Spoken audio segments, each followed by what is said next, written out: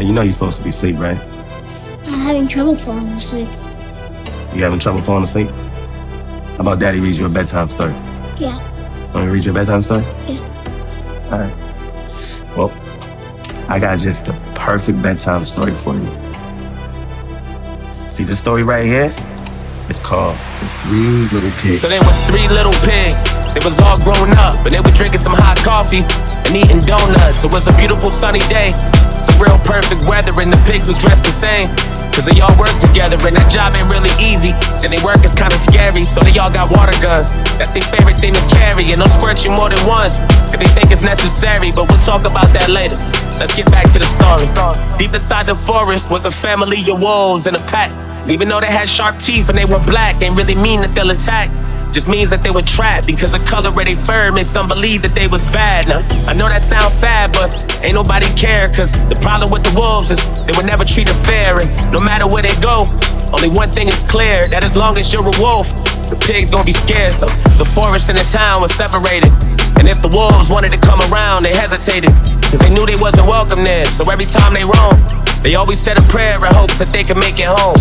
The night was getting cold and all the food was running low. And then right here is a picture of some pots on the stove, some empty cabinets, some old bread with the mold. Let me flip the page real quick. Then one of the wolves said they gon' drive up to the store, and so he hopped inside his car. But before he cranked the key, put a seatbelt on and buckled up to be as safe can be.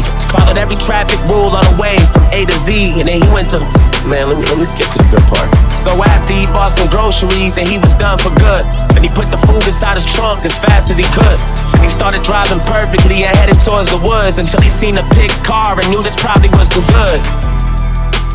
The pigs on the prowl started speeding up and yelling loud, pull over right now.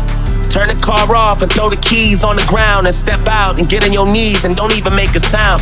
The wolf said, wow, how is this allowed? I got my license registration, why you trying to take me down?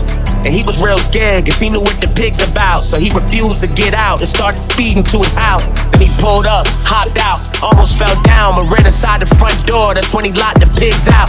And the pigs screamed loud, get about this house now, or I'ma huff, I'ma puff, I'ma blow this house down. And now they got the house surrounded, pointing all their water guns, about to shoot some water rounds.